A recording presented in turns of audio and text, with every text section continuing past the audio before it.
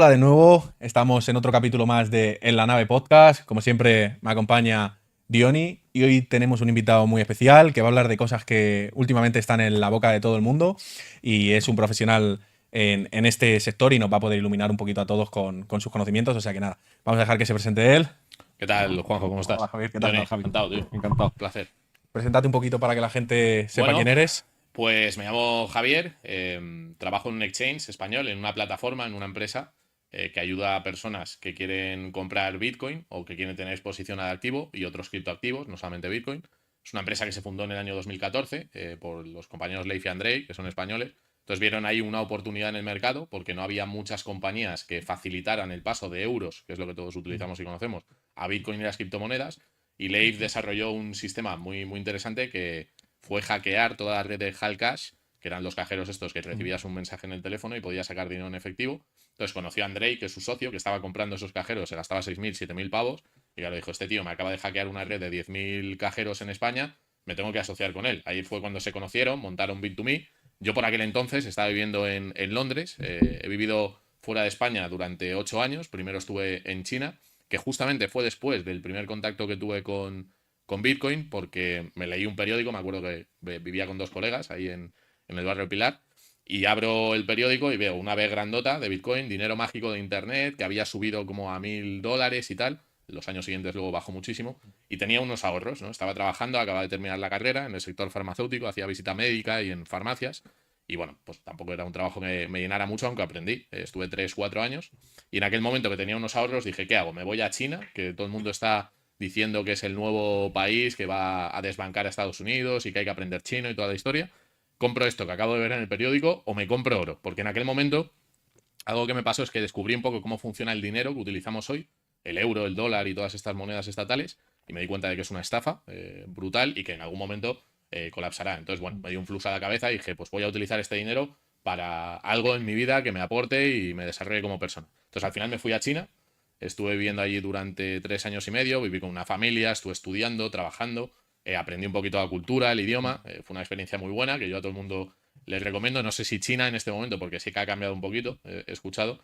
Y luego conocí a mi ex, nos fuimos a vivir a Londres, estuve trabajando en una empresa que se llama Abolites, que es un fabricante de controladores de MX, a los que os guste la iluminación o el sonido y demás, pues son unas consolas de hardware que te permiten manejar las cabezas móviles de los conciertos, de los teatros. Y en un viaje que hice cuando estaba en Londres con dos colegas a Tailandia, uno de ellos, que le gusta mucho el póker, me dijo, oye, tío, aquí hay algo que está pasando en el mundo del póker, que están hablando de criptomonedas, que suben muchísimo y tal. Entonces me empezó a hablar de Bitcoin y me dijo, tío, yo voy a comprar porque esto va a cambiar el mundo. Y dije, bueno, me insistió tanto que cuando volví a Londres le hice una transferencia de 2.000 libras y me compró Bitcoin. En verano del 2017 pues podía estar, no sé, 4.000, 5.000 euros más o menos, ¿no? Luego tuvimos esa subida hasta final de año, en 2017-18 a $20.000, esa famosa burbuja de la que todavía muchos hablan. Y claro, yo me cogí el avión, me vine para España, la cena familiar de Navidades y todo el mundo me decía, Javi, que esto es una burbuja, que esto es una tecnología que siempre pasa lo mismo, que se especula, que sube, que va a explotar. Y yo que no, que me lo he estudiado, que lo he mirado, esto es la hostia y tal. Yo descubrí en ese plazo, en ese tiempo, a un autor al que estaré eternamente agradecido y os animo a que investiguéis, que se llama Andreas Antonopoulos.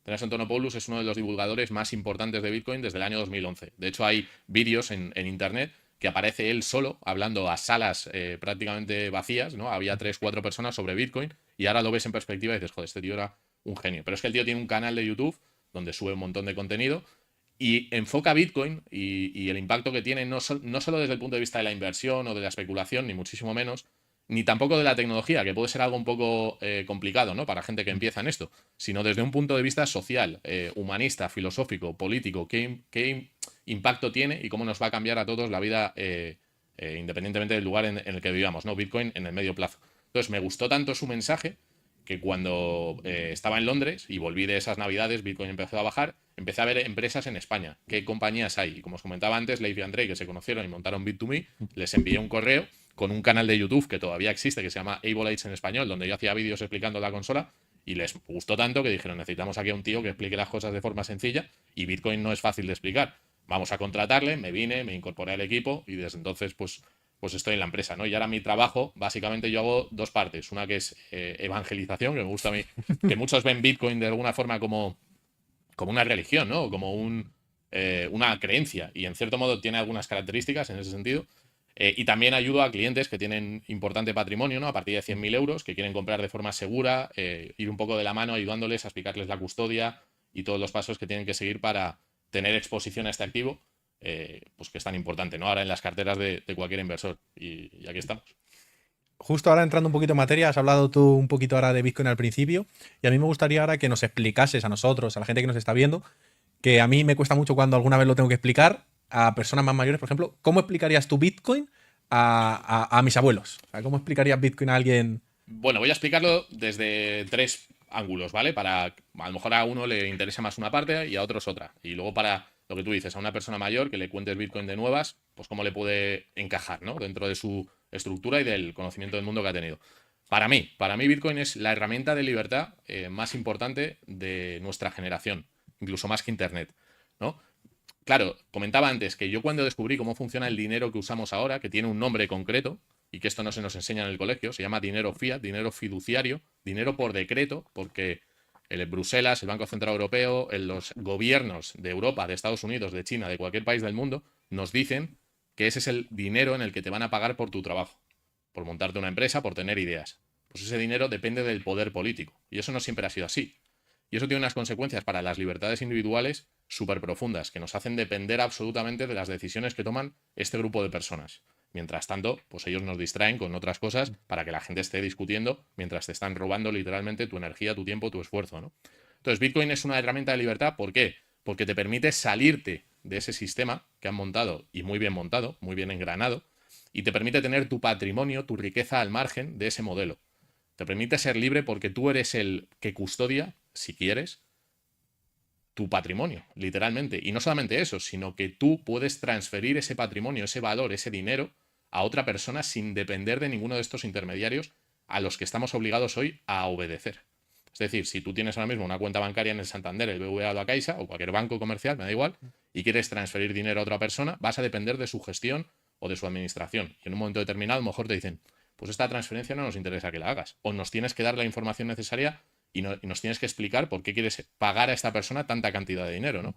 Vemos qué está pasando con el dinero en efectivo, que el dinero en efectivo dentro del dinero fiat, de los euros y los dólares, sería el último reducto de libertad para transaccionar de forma privada. ¿Por qué lo están atacando?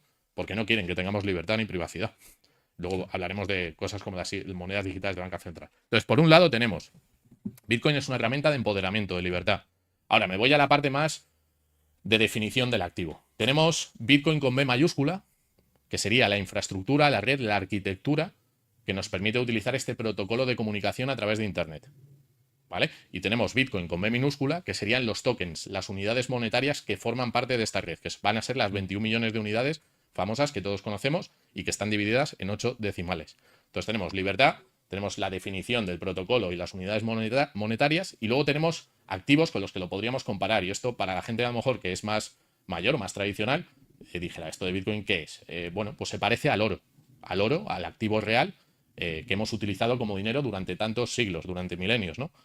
No es casualidad que utilizásemos el oro tiene unas propiedades y unas características muy concretas, y es que es escaso, el ser humano no lo puede producir, es reconocible, es divisible, es fungible, y eso le da unas características al oro que le hacen ser un buen dinero. ¿Cuáles son las propiedades del dinero? Son tres: unidad de cuenta, medio de intercambio y almacenamiento de valor. Si cumplen esas tres funciones, se entiende que es un buen dinero. Bueno, pues Bitcoin, al igual que el oro, es escaso, es reconocible, es transportable, es divisible y lo podemos almacenar, ¿no? Pero no solamente eso, sino que tiene una serie de características que desde mi punto de vista mejoran y superan el oro. Por lo tanto, ahora estamos en un impasse histórico en el que los gobiernos y los bancos centrales han sometido a la población, desde mi punto de vista, en una esclavitud moderna y muy bien enmascarada, que es utilizar un dinero fiduciario que ellos controlan y que determinan y deciden a dónde va y en qué momento. Y entonces, bueno, pues estas serían las tres definiciones, ¿no? La de libertad, la de B mayúscula y B minúscula y la del oro. Entonces, con eso, pues más o menos te puedes hacer una idea. Ha quedado bastante claro. Justo hablando de esto, Bitcoin se rige por algo que es como la tecnología blockchain, ¿no? Que se habla así un poco también de qué es la tecnología blockchain, cómo funciona eso. O sea, si tú lo tuvieses que explicar, ¿cómo lo explicarías? Bueno, a ver, Bitcoin es una innovación que se presenta o se publica en el año 2008, el 31 de octubre del año 2008. Esta fecha no es casualidad y luego, si queréis, profundizamos. Y la primera transacción, que tampoco es casualidad, es el 3 de enero del año 2009. Se habla mucho de blockchain en todo el ecosistema, en el mundo de las criptomonedas y en el mundo tecnológico, pero blockchain, la tecnología de almacenamiento de información, es una base de datos. Y este tipo de tecnología de almacenamiento de información existe desde 1991. ¿Qué ocurre? Que lo que hizo Satoshi Nakamoto, que es el creador, no sabemos quién es, pero bueno, lo que hizo fue utilizar blockchain combinado con otras tecnologías, como son la prueba de trabajo, como son la curva elíptica, como es el árbol de Merkle y otras tecnologías fusionadas para crear Bitcoin. Bitcoin, sin todas estas tecnologías, esto es como una ensalada. Si tú no combinas todo, no te va a dar el sabor característico de esa ensalada que estás preparando. Blockchain por sí solo, desde mi punto de vista, sin sumarle el resto de tecnologías, que es lo que hacen otras criptomonedas, no aporta ningún valor ni ninguna disrupción. Entonces, por eso los que creemos en Bitcoin o los que defendemos Bitcoin y lo separamos del resto del mercado, además puntualizamos que blockchain no es la disrupción. Blockchain es como el motor del coche. Pero tú, si no tienes un volante, no tienes una caja de cambios y unos neumáticos, pues el coche, el motor no te vale para nada. Entonces necesitas todos los demás componentes para que el coche ande y te lleve de un sitio a otro. Y has dicho que no es casualidad la fecha del paper y de la primera transacción, ¿por qué es? Así como anécdota. Bueno, aquí nos meteríamos ya en una madriguera histórica que a mí me parece muy interesante. Bitcoin lo que hace es cambiar la lógica de la violencia que el Estado-nación puede aplicar sobre los ciudadanos. Esto suena como muy loco, como que el Bitcoin cambia la lógica de la violencia, ¿no? A lo largo de la historia ha habido tecnologías que han producido esos cambios. Entonces me voy concretamente a estas fechas. El 31 de octubre del año 2008 coincide con una fecha histórica en la que se produjo un cambio de paradigma también en cómo nos organizamos en Europa. 31 de octubre de 1517, Martín Lutero publicó las 95 tesis protestantes y rompió con la autoridad de la Iglesia que llevaba gobernando durante la Edad Media durante más de 1000 años. ¿Vale? Pero es que el 3 de enero del año 2009 se produce la primera transacción. El 3 de enero de 1521, el Papa León X excomulgó a Lutero. Y estos son dos fechas que así a priori dices, ostras, esto es un poco extraño, ¿no? Que haya coincidido, pero que yo creo que tiene mucha más profundidad y mucho más mensaje de lo que la gente se imagina. Claro, o sea, él saca el paper y se espera realizar justo la primera transacción para que coincidan las fechas, presuntamente, ¿no? En plan, Presuntamente, no sabemos si es así, a ciencia cierta. Tampoco hay ningún documento o mail que intercambiasen entre los criptógrafos matemáticos que conversaban en los blogs, ¿no? En los foros de criptografía, sobre este aspecto, pero sí que llama la atención que coincidan estas fechas. Y es que os doy otra fecha más. No es una fecha, os doy otra numerología que también encaja con todo este mundo de la conspiración y demás, que es, en 1933 hubo una ley que es la 6102, donde Roosevelt confiscó todo el oro a los estadounidenses, obligándoles a entregárselo a la Reserva Federal por un precio marcado y si no te ibas a la cárcel. Bueno, pues esta ley es la 6102. Bitcoin tiene un sistema de ajuste de dificultad de la red de minería cada 6102, cada 1016 bloques. No, perdona. Bueno, es dado la vuelta al número. Sí. O sea, tú le das la vuelta al 6102, 1016 bloques. 6102. 2000, Sí, 2061 o algo así. 2016 bloques, Vale. 2016 bloques, que esto tiene lugar cada 2 semanas. Bueno, pues también es casualidad que una ley de confiscación del oro, del dinero, de la riqueza, Satoshi Nakamoto dijera, bueno, pues cada 2 semanas vamos a hacer un screenshot del nivel de dificultad que tiene la red de minería de Bitcoin y se va a hacer un ajuste de dificultad con ese número concreto, ¿no? O sea, son cosas curiosas. Claro. Ahora hablaremos un poquito de cómo funciona lo que es la minería y el halving, pero una cosa que habías dicho que me gustaría preguntarte es, has mencionado a Satoshi Nakamoto bueno, me gustaría que explicase un poco qué es esa figura. Y luego también has hablado de conspiraciones. Hay una por ahí que es la del hilo rojo de Bitcoin o algo así. Si podrías mencionarlo un poquito. Bueno, a ver, Satoshi Nakamoto en japonés, si lo buscáis, significa claridad de ideas y visión de futuro. Satoshi Nakamoto yo creo que es el seudónimo que utilizó un grupo, desde mi punto de vista, esto es mi opinión, no está demostrado, pero es un grupo de personas. ¿Por qué? Porque las verticales y el dominio que tú tenías que tener de diferentes temáticas para llegar a la conclusión de crear un paper como Bitcoin, que solamente lo puede hacer una persona, es una locura. Pero es que además Satoshi Nakamoto utilizó tecnologías que venían desarrollándose desde los años 70. Combinó tecnologías de matemáticos, criptógrafos, Adam Back, que está mencionado en el paper de Bitcoin, inventó la prueba de trabajo, ¿no? Y claro, pensar que una sola persona, que puede ser, combinara todos estos aspectos tecnológicos y tuviera además nociones históricas, nociones filosóficas, nociones económicas, pues es una locura. O era un auténtico genio, que puede ser, o hubo más personas que participaron en la creación de Bitcoin, ¿no? La NSA, el SHA-256, que es el sistema de criptografía que utiliza la red de Bitcoin, bueno, pues sí fue desarrollado por la NSA en el año 2001, pero como decía antes, si tú no sumas todas las demás tecnologías a Bitcoin, no tienes el resultado final que es la criptomoneda que todos conocemos, ¿no? Entonces, yo creo que, bueno, podemos especular y podemos hacer teorías de la conspiración. A mí me gusta mucho explicar a Satoshi Nakamoto desde el punto de vista histórico, con un mito, ¿no?, griego, que era Prometeus, que lo que hizo fue subir al Olimpo de los dioses y quitarles el poder de la creación del fuego, y no desapareció. Entonces a Prometeus lo que hicieron los dioses es atarle a una roca y ponerle a un cuervo comiéndose su hígado y regenerándolo constantemente. Entonces lo que dijo Satoshi Nakamoto: yo acabo de quitarle el fuego a los dioses, que es la creación del dinero, que esclaviza a toda la humanidad, independientemente del país donde estés, pues a lo mejor no es mala idea desaparecer, ¿no?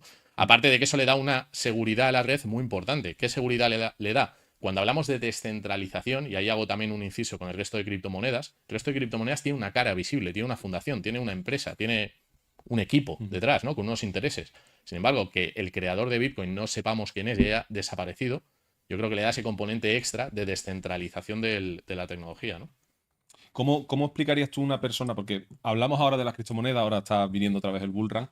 Hay mucho contenido mediático en base a las criptomonedas.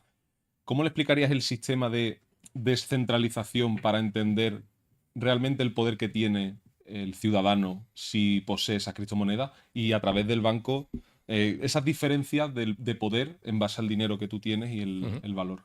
Bueno, hay un libro muy bueno que es de Lynn Alden, que se llama Broken Money, que nos explica la historia del dinero, pero ella hace un inciso en algo que me parece súper importante, y es el ledger. Es los apuntes de qué tiene quién.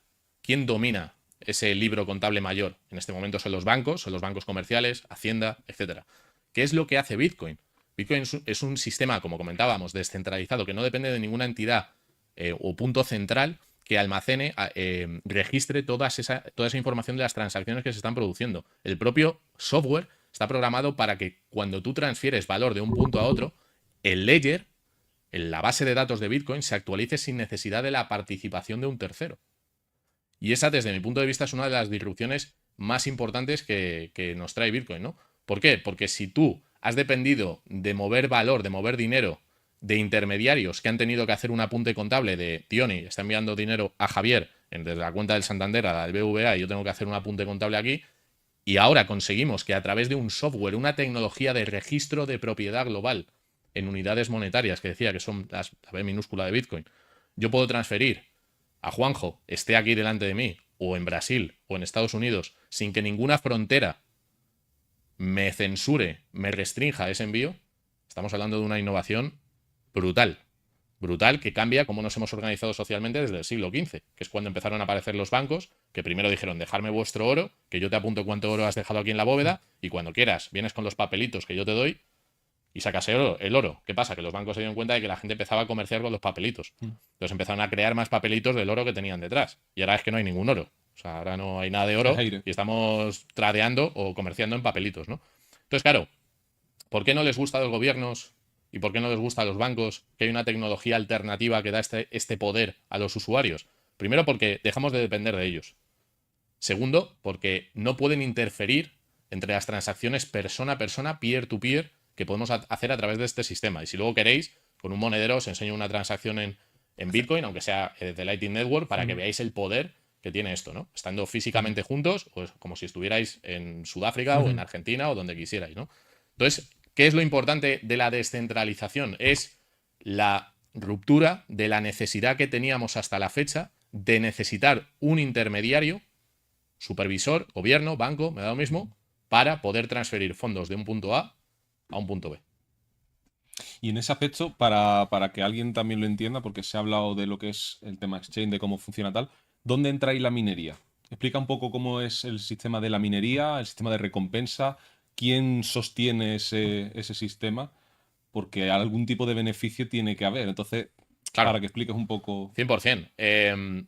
Claro, Bitcoin tiene un sistema de incentivos. Hay gente que dice: oye, el código de Bitcoin es abierto, ¿por qué no hacemos una copia de Bitcoin? Lo llamamos Bitcoin Cash. Bitcoin Cash o Bitcoin 2.0 o Bitcoin, como el nombre de vuestra empresa, Sí, lo que sí. vosotros queráis. Claro, Bitcoin no solamente es el código, son las propiedades emergentes y todos los participantes, la red de personas, la infraestructura que ha decidido unirse a esta solución. Si tú lanzas una red con el mismo código, va a ser muy difícil que la gente diga, sí, vamos a empezar a minar, vamos a empezar a poner energía para hacer los cálculos que den seguridad a esa red que tú has creado. Entonces, Bitcoin tiene un foso defensivo en ese sentido, porque cualquier alternativa que quiera competir con ese concepto va a tener que hacer una promoción, va a tener que hacer publicidad, marketing, para darse a conocer. Sin embargo, Bitcoin ya lo tiene, ¿no? Entonces, esa propiedad emergente, no del código, sino de todos los participantes que han decidido estar en esa red, es un foso defensivo enorme, que no creo que se pueda pasar, ¿no? Entonces, ¿qué es la minería? Al final, Bitcoin tiene una emisión determinada, programada por software, matemáticas, que dice que del año 2009 al año 2140 van a existir 21 millones de Bitcoin. ¿Cómo se van a emitir esos Bitcoin a la red? Se van a emitir de forma progresiva. Al principio, en el año 2009, a esos mineros, que básicamente lo que hacían era un cálculo de un puzzle que diera un resultado concreto. Aquí voy a introducir una palabra que a lo mejor suena rara, pero os explico lo que es. Se llama hash, ¿no? Antes hablamos del SHA-256. El hash, digamos que sería la huella dactilar de unos datos. Ya puede ser una palabra como hola, o como vaso, o como botella, pero también puede ser el conjunto de datos, tanto de las direcciones, que serían las cuentas bancarias, la cantidad, la fecha, la hora, etcétera, el destinatario, el emisor, etcétera. Entonces, lo que tienen que hacer los mineros es hacer cálculos con un número aleatorio, cientos de miles de millones de cálculos, para que el hash, el resultado combinado con todos estos datos, dé un número determinado de ceros al principio de ese hash. El hash tiene 256 caracteres. Bueno, pues tienes que dar un número determinado de ceros. El primero que encuentre un número que combinado con la información de un bloque dé un número determinado de ceros, lo emite a la red. Y dice, oye, yo he encontrado la pieza que hacía falta para llegar a este hash, con esta exigencia que me pide la red. Los demás validan que efectivamente con ese número se hace esa combinación concreta y ese minero se lleva la recompensa por haber hecho ese trabajo. Proof of work significa prueba de trabajo. Para yo llegar a ese resultado he tenido que hacer cientos de miles de millones de cálculos aleatorios con esos datos que están en el bloque para llegar a ese resultado. ¿Eso qué significa? Que he tenido que consumir energía del mundo real para dárselas a mis equipos, mis tarjetas gráficas, a las ASIC, ¿no? A las GPUs, que están constantemente haciendo esos cálculos. Bueno, pues si veis, hay una gráfica que mide la capacidad de cómputo que tiene la red de minería de Bitcoin, es la más potente del mundo. Pero con diferencia, ¿eh? Ni todos los ordenadores más potentes del mundo llegarían al 5% de lo que la red de Bitcoin es capaz de calcular en este momento, en términos de hashes. Entonces, claro, esa emisión de nuevos Bitcoin, que como comentaba van a ir de los 0 a los 21 millones, se van entregando a estos mineros. Estos mineros tienen unos costes de infraestructura, de minería, de personal que tienen que mantener y tienen que vender esos Bitcoin para poder mantenerlo. Pero claro, lo venden teniendo un beneficio, ¿no? Entonces lo envían al mercado. ¿A quién se lo envían? A las plataformas o a compradores privados que quieren comprar esos Bitcoin. Y ese es el modelo de negocio. ¿Cómo se van a emitir? Se van a emitir de forma progresiva. Ya se han emitido de esos 21 millones unos 19.650.000. Es decir, quedan aproximadamente 1,5 millones de Bitcoin que se van a minar desde hoy hasta el año 2140. Cada 4 años, la recompensa que se entrega a los mineros se va reduciendo entre dos, que se llama halving. Se han producido 4 halving. ¿Y qué ha pasado cuando ha habido esos halving? Desde el punto de vista del precio. Pues que si tú tienes una demanda constante de gente que quiere comprar Bitcoin y de repente tienes una reducción en la oferta de nuevos Bitcoin que introduces en el mercado, ¿qué le va a pasar al precio? Sube, sí. Que va a subir. Al final... Esto es lo que ha pasado históricamente. Entonces tenemos una oferta determinística, una oferta de unidades de Bitcoin determinística y en el otro lado tienes una demanda que va en aumento. ¿Por qué va en aumento? Primero porque tienes a más personas que lo entienden y lo conocen. Dicen, esto es cojonudo, lo tengo que atesorar como sea, como ya hicieron nuestros antepasados con la fiebre del oro, que atesoraron todo el oro que pudieron. Pues Bitcoin es el oro de nuestro tiempo, desde mi punto de vista, mucho mejor que el oro. Y nada, eso es un poco el tema. O sea, tú desde un punto de vista neutral, ya podemos entrar en el tema especulativo de cuánto puedes ver el Bitcoin el día de mañana y tal. Para una persona que ya más o menos con este contenido del podcast ha entendido, y ahí queremos entrar un poco en tu empresa y tal, ¿cómo podría una persona atesorar esos Bitcoin, esa forma? Explica un poco tu participación en la empresa y cómo funciona tu empresa también. Vale, tenemos euros. Todo el mundo partimos de esa base, ¿no? Nos pagan un salario, nos pagan el desempleo, nos pagan un alquiler, la empresa, vendemos productos, tenemos euros. Ahora, yo con esos euros, ¿qué garantía y qué certeza tengo? Cuando entiendo el sistema monetario y financiero en el que vivo, sé que esos euros, con el paso del tiempo, van a perder valor, seguro. Y si alguien no me cree, lo único que tiene que hacer es ir a Google, buscar la valoración del euro desde el año 2001, que se lanzó, y ver cómo un euro del año 2001 ha perdido el 70% de su capacidad de compra. ¿Qué significa eso? Que nos están empujando a los ciudadanos a que, como la unidad de cuenta que utilizamos para atesorar valor, en principio, que es el dinero que utilizamos, una de esas tres propiedades que veíamos antes, unidad de cuenta, medio de intercambio, almacenamiento de valor, patina y fracasa, me tengo que buscar la vida para que no me roben mi tiempo y mi esfuerzo. Entonces, cuando tengo esos euros que los tengo depositados en un banco, tengo varias alternativas. Tengo oro, tengo acciones, tengo Bitcoin, tengo diferentes tipos de activos. Y dentro de esos tipos de activos tengo activos financieros, que se llaman, que serían activos que dependen del desempeño de un tercero, como una empresa, por ejemplo, un banco o Tesla o cualquier empresa que os podáis imaginar, un índice que haría referencia a un conjunto de empresas, el Nasdaq o el Dow Jones o este tipo de cuestión. Tengo ETFs que hacen referencia a ese conjunto de empresas o de índices.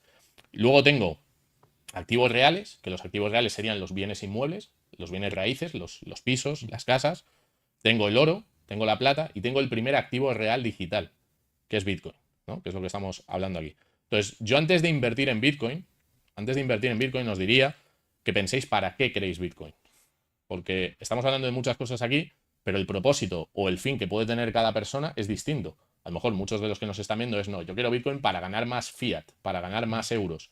Bueno, pues si tienes ese propósito, tienes una serie de caminos que yo pues creo que son los más indicados. Por ejemplo, tú decías, Johnny, nosotros trabajamos en una empresa, ¿vale? Que es un intermediario, es una plataforma que lo que hace es conectar el mundo de los euros con el mundo de Bitcoin. Nosotros, al ser una empresa registrada aquí en España, tenemos que cumplir con una normativa, con una regulación, una supervisión. Y estamos obligados, nos obliga la ley, a que las personas que compran Bitcoin en nuestra plataforma se identifiquen. Tengan que hacer dando sus datos personales. Una vez das tus datos personales, lo que te permite la plataforma es hacer una transacción desde tu cuenta bancaria o con tu tarjeta de crédito para comprar Bitcoin, que en ese momento estará vinculado o asociado a tu cuenta personal que te has creado en Bit2Me, en este caso. ¿Vale? Ese Bitcoin, ¿de quién es en ese momento? Ese Bitcoin no es tuyo. Ese Bitcoin es de Bit2Me y está en una cuenta que está a tu nombre. ¿Y qué os quiero decir con esto? Que si tú entiendes el propósito de Bitcoin y no solamente te importa la especulación y el dinero, el siguiente paso, ¿cuál sería? Sacar ese Bitcoin y autocustodiarlo. Tener yo la propiedad del activo. ¿Vale? Porque si no estaríamos utilizando a Bitcoin simplemente como un activo especulativo que un tercero me gestiona y me custodia. Lo cual tiene ventajas. Pues si es una persona mayor que a lo mejor la parte tecnológica le da un poco de miedo o recelo, pues lo más normal es que diga, mira, a mí no me cuentes películas de semillas y raíces y cosas de estas. Yo quiero una empresa que me lo gestione, que me lo haga fácil y bonito y me dé aquí un informe fiscal cuando se lo presente a mi contable para no tener problemas con Hacienda. Yo no quiero problemas. Pues ese cliente, esa persona, yo creo que Bit2Me es una muy buena solución. Muy buena solución. Ahora, si tú eres si tú tienes otra filosofía, eres un rebelde, no quieres pagar impuestos y este tipo de cuestión, pues tienes otras vías, ¿no? Que son totalmente respetables y que yo comprendo perfectamente. Pero las plataformas de intermediación están obligadas a dar una serie de datos al gobierno, a la agencia tributaria, de los movimientos que has realizado. ¿Desde cuándo? Desde el 25 de abril del año pasado. Todas las operaciones que tú hagas, estás obligado a declararlo, ¿no? Entonces, dos conclusiones. Primero, les diría que estudien un poquito qué es Bitcoin. Hay muchísimo contenido. Yo creo que en esta conversación más o menos la gente se puede hacer una idea. Que es un activo real, que funciona a través de Internet, que no depende de terceros, que es un registro de la cantidad de Bitcoin que tiene cada dirección y que yo puedo tener una parte de un pastel. Puedo tener una parte de un todo que nadie me puede diluir. O sea, no puede llegar un tercero y de repente, ¡pum!, meterle más dólares, meterle más euros. Por lo tanto, si esa tarta del pastel cada vez tiene más demanda, mi parte de la tarta cada vez va a valer más.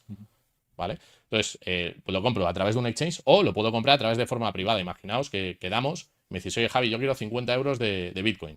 Te digo, bueno, pues yo tengo Bitcoin en mi monedero del teléfono móvil, hacemos un envío, te lo paso a ti y tú me das un billete de 50, me haces un Bizum y pones ahí lo que quieras. ¿Vale? Pues eso sería una transacción privada. Eso está bien porque guardas tu privacidad, pero desde el punto de vista de la regulación, la supervisión también tiene desventajas y es las facilidades que te van a poner o en un momento dado que puedas poner una lupa sobre la actividad que estás desarrollando, ¿no? Sería un poco... Y justo tú has dicho que los exchanges que quieran operar de forma legal en España tienen que compartir datos con Hacienda. ¿Cómo funciona esto? O sea, ¿Hacienda viene y te pide el nombre de X persona o vosotros tenéis que pasar todos los datos de todo el mundo? ¿Cómo funciona? Antes del año 2023, del 25 de abril, nos tenían que venir a pedir datos concretos de una persona, de un usuario particular, ¿vale? Y nos decía, oye, esta persona, pasadme todo el histórico de todo lo que haya hecho en el 2022, 21, 20, etcétera. A partir del año pasado, tenemos nosotros que de forma obligatoria enviarle las actividades que desarrollen los clientes en Bit2Me, los intercambios, las compras, las ventas, los envíos, etcétera. Entonces hay un cambio del año 2023 a lo que había pasado antes, ¿vale? Lo cual no quita para que en un momento determinado, si tú utilizaste un exchange en el año 2021 y Hacienda te meta una inspección, le vayan a pedir datos a ese exchange de lo que tú hiciste en ese año, ¿vale? Eso podría pasar. ¿Tienes menos probabilidades? Pues sí, ahora tienes más exposición si utilizas intermediarios a que vean todos tus datos. Pues también es verdad. Y hablando ahora, justo has dicho, estábamos hablando de Bit2Me, yo quería hacerte una pregunta así un poco más, que es, ¿vosotros notáis cuando se empieza a hablar mucho más de Bitcoin, o aparte de porque se refleja en el precio, sino porque os entran muchos nuevos usuarios, se empieza a mover mucho más volumen? Claro, esto es un mercado cíclico, ¿no? Hablamos antes de los halving y de cómo esa restricción de oferta hacía que el precio subiese, ¿no? Que la demanda, si se mantiene o aumenta, pues el precio subiera. Nosotros llevamos desde el año 2014 lo hemos vivido primero en la burbuja del año, y burbuja en el buen sentido, luego podemos explicar por qué. Burbuja del año 2017, burbuja del año 2021 y ahora estamos en el inicio de una posible burbuja especulativa para que el mercado determine en qué precio está Bitcoin. Claro, los intermediarios, los que hacemos de engranaje, de puente entre el mundo del dinero, de la estafa de los gobiernos y de Bitcoin, ¿no? De la libertad, notamos un incremento de interés por parte de la gente. Normalmente sí que es verdad que el incentivo principal o el interés de la mayoría de las personas es que el precio sube. No es toda la parte filosófica y toda la parte disruptiva que tiene el activo. Pero oye, está bien, porque mucha gente viene por el interés, primero, que tiene la llamada de atención del precio. Hostia, te estás perdiendo algo. El mercado te está diciendo que aquí está pasando algo y si no entras, te lo estás perdiendo. Pero luego es verdad que mucha gente empieza a estudiar, empieza a profundizar, se empieza a familiarizar con conceptos y dice, hostia, esto es mucho más de lo que yo creía, ¿no? Y se empiezan a quedar y empiezan a hacer pues podcasts, o empiezan a evangelizar, o empiezan a escribir libros, o este tipo de cuestión. Y yo creo que esto, por eso decía al principio que esto es un poco una religión, que va por oleadas, porque es una forma de transmitir, de comunicar algo que pensamos genuinamente que es bueno para la humanidad y que ciclo tras ciclo, a través de los exchanges, a través de la comunicación, a través de Internet, sobre todo, que es esa ruptura con los medios de comunicación tradicionales, televisión, radio, prensa. Esto es muy raro que lo veáis en una televisión, esta conversación que estamos teniendo, ¿no? En La Sexta o en Antena 3 o cosas de este tipo. Claro, entonces, si hay una ruptura y cada vez hay este mensaje cala y llega a más gente, pues lo normal es que se vaya expandiendo y también las ganas que hay de comprar Bitcoin vayan aumentando, ¿no? Decirle a la gente también que si le está gustando la conversación y quiere apoyar al canal y apoyarle a él, tiene un enlace de Bit2Me en la descripción, que le podéis echar un vistazo, ver si os gusta la plataforma y todo el tema. Y justo acabas de decir tú el tema de la tele y se me ha ocurrido a mí, que me ha venido a la cabeza, que antes lo habíamos mencionado, hay una persona que sale en la tele de vez en cuando y habla sobre Bitcoin, que es Gonzalo Bernardos. Y lo último que vi fue que él comparaba Bitcoin con la que se lió con los tulipanes holandeses hace unos cuantos años.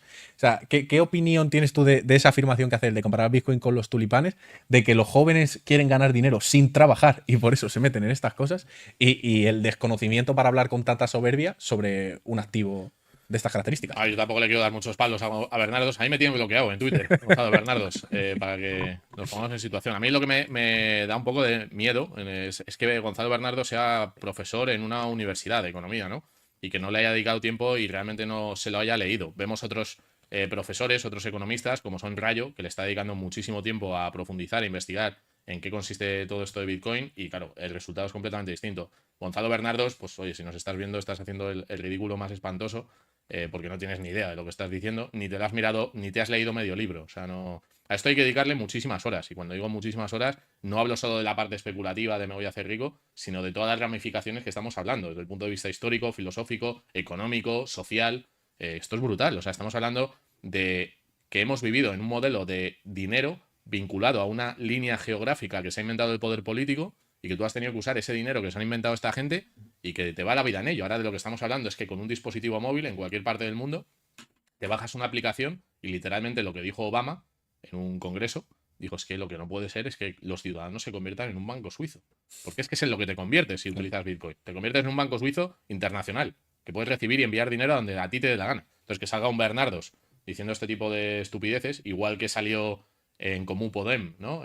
Hicieron una charla sobre que Bitcoin eran, pues más que otra cosa, lo que tú decías, los tulipanes, esa burbuja, o que era polvo de hadas, o este tipo de chorradas que realmente dices, joder, si estos son los referentes políticos, educativos y de medios de comunicación, y esto es lo que se está transmitiendo a través de esos medios, hostia, macho, de verdad que estamos en una ruptura de autoridad, ¿no? Porque la gente va a dejar de confiar en todo lo que se le dice en la televisión, la radio y la prensa y todos los personajillos que salen ahí y van a empezar a moverse a otros medios. Me enfado un poco porque el otro día fui a una universidad y tuve un debate con un profesor que le pasaba un poco lo mismo, que hacía un poco de cuñado, hablando de Bitcoin y diciendo cosas que no tenían ningún sentido. Bitcoin es volátil, tiene un aspecto especulativo. Por supuesto que sí.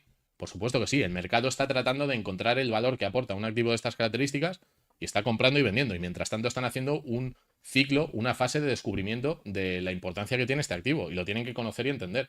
Pero si eres profesor o eres una persona que tiene exposición pública, no digas esas chorradas, que estás quedando muy mal, ¿no?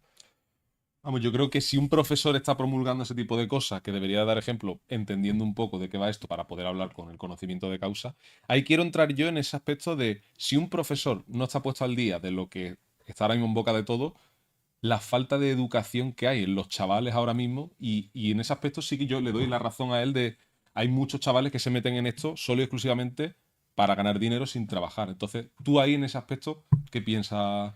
¿Cómo debería de una persona ser inteligente y decir, vamos a hacer un plan de inversión a largo plazo para entender un poco esto de la manera más óptima? Bueno, ahí podemos tener varios perfiles, ¿no? Yo creo que también tenemos que ser conscientes de que nuestra generación, la generación millennial, la generación Z, creo que tenemos unas dificultades enormes de acceder al activo que por tradición ha sido como la reserva de valor más extendida o más adoptada, que son los bienes inmuebles, los pisos, ¿no? ¿Qué hacían nuestros padres?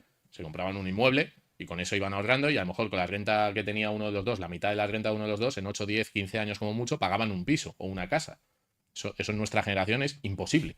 Entonces, claro, los chavales están diciendo, hostia, macho, yo quiero prosperar, quiero salir adelante, me están pagando un salario de mierda, y estoy viendo aquí que está pasando algo en un mercado que sí, que es muy especulativo y que a lo mejor muchísimas criptomonedas desaparecen, no tienen valor y son literalmente estafas, pero hostia, yo quiero tener quiero tener un proyecto de vida que mis padres se pudieron permitir y yo no. Entonces, señalar a los chavales que están intentando buscarse o forjarse un futuro a través de la especulación, porque la moneda que utilizamos, el euro, es una auténtica bazofia, macho, es un poco hipócrita, ¿no?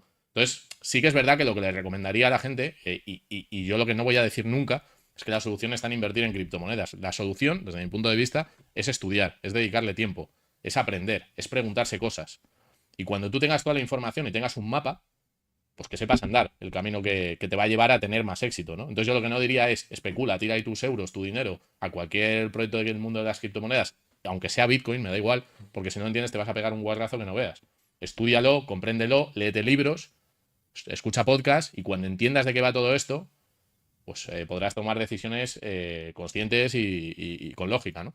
Es que, al relación a lo que tú has dicho, yo creo que desde el sistema educativo en general no te enseñan nada que te pueda ayudar a prosperar económicamente, porque, por ejemplo, ahora es con Bitcoin y todo el dilema, pero, por ejemplo, tampoco se habla de invertir en bolsa, o sea, tampoco se habla de invertir en oro, de cómo mantener valor a tu dinero. Al final, yo creo que les interesa a todo el mundo que lo único que tengamos sea fiat, trabajemos por fiat. Nos Y, tienen dormido en ese aspecto. Yo claro, creo que incluso es lo que tú dices, de bolsa, de ir un poco, de hablar de la inflación. claro, que Es eso decir, que podríamos hablar ahora la de ello. bolsa de chuche que te costaba en su día 30 céntimos, a día de hoy que te cuesta 2 euros, que es una barbaridad. A mí el meme de la inflación que más me gusta es el de el chaval de 18 años con 100 euros en trading creyéndose rico. El abuelo que compró en 1960 el piso que te ha vendido por medio kilo por una bolsa de pipas. Pues Literal. literalmente eso es la inflación. O sea, Tal cual. Tal cuéntanos cual. un poquito tú, a nivel de que hemos estado hablando de monedas fiduciarias, cómo funciona el tema de el dinero fiat, la inflación, cómo... Por eso, comentábamos, ¿no? Que históricamente hemos utilizado dinero duro, que es dinero que podemos encontrar en la naturaleza y que no se puede crear de la nada, ¿no? Que es el oro y que es la plata. El oro tiene una tasa de inflación anual de entre el 1,6 y el 2%. Y está determinado por la cantidad que se puede extraer de la tierra. Sin embargo, el dinero que utilizamos hoy de los estados-nación, que vienen creados de dos formas principalmente, una es a través de los bancos centrales y otra es a través de los bancos comerciales. La reserva fraccional es un sistema de crédito que lo que te permite es, si eres un banco, crear deuda, crear crédito, dando préstamos a la gente con depósitos previos que tú tenías. Pero ¿cuál es el ratio? ¿O cuál es el depósito inicial que tú tienes que tener para hacer un préstamo? Pues, por ejemplo, es 1 a 10. Si yo tengo 100 euros, puedo prestar 90 euros a otra persona que va a utilizar para comprarse lo que sea, lo va a depositar en otra cuenta bancaria y eso se va a ir ramificando. Y cada vez la masa monetaria se va a ir expandiendo en una unidad de cuenta que es deuda. Vuestro euro en el bolsillo no es vuestro. es del Banco Central, porque esa es deuda que alguien ha pedido en primer lugar, ya sea el gobierno de tu país, a través del tesoro, de los bonos, ya sea una empresa o ya sea otra persona. Es deuda que se va a tener que devolver en algún momento a ese Banco Central. Claro, estamos en un momento en el que el problema que han tenido, y a raíz de la pandemia especialmente, ahora vemos el crecimiento de la deuda de Estados Unidos, que es cada 100 días 1 billón o 1 trillón inglés, cada 100 días. Esto es una locura. Lo que estás haciendo es meter muchísimas unidades monetarias al sistema, al tiempo que la economía productiva, que los servicios, los productos que hay en el mercado, no crecen al mismo ritmo. Entonces tienes que meter mucha más deuda para que esto siga funcionando. ¿Cuál es el problema y qué impacto tiene? Pues que al meterle tanta deuda y no haber tanto crecimiento económico real, eficiente, pues en los productos y los servicios, ¿qué le pasa? Que se ajustan a la cantidad de deuda que hay. ¿Qué hacen? Suben el precio. Porque además esa es la única forma que vas a tener tú para salir adelante. Si tienes una empresa y tus proveedores te suben los precios porque a ellos se los han subido las materias primas, ¿tú qué vas a hacer? Subir el precio de tus productos. Y tus empleados, ¿qué te van a decir? Oye, págame más, que si no, no sigo trabajando contigo. Y le vas a tener que subir el sueldo. Y es una espiral que se muerde, se muerde. Es una espiral, totalmente, ¿no? Entonces, ¿qué ocurre? Y aquí hay un vídeo buenísimo, que si no habéis visto yo os recomiendo, que se llama The Changing World Order, de Ray Dalio, que él explica que los ciclos económicos y los paradigmas en los que vivimos duran entre 80 y 120 años, incluido el monetario. Y ahí voy a eso, ¿no? Entonces, según él, yo estoy muy de acuerdo, estamos en el declive de un modelo que ha sido liderado con un país hegemónico que es Estados Unidos, ¿no? Y que la divisa de reserva mundial, que ha sido el dólar, está en declive, está en caída. ¿Por qué? Por esa velocidad de creación de deuda. Hay mucha gente que no sabe, que a lo mejor no ha visto una gráfica que es pública, la tiene la Reserva Federal, o si lo buscáis en Google exactamente igual, que es la velocidad a la que se está creando esa deuda. El problema es que es una montaña que va subiendo y cada vez es más vertical, el famoso stick de hockey, ¿no? De las gráficas.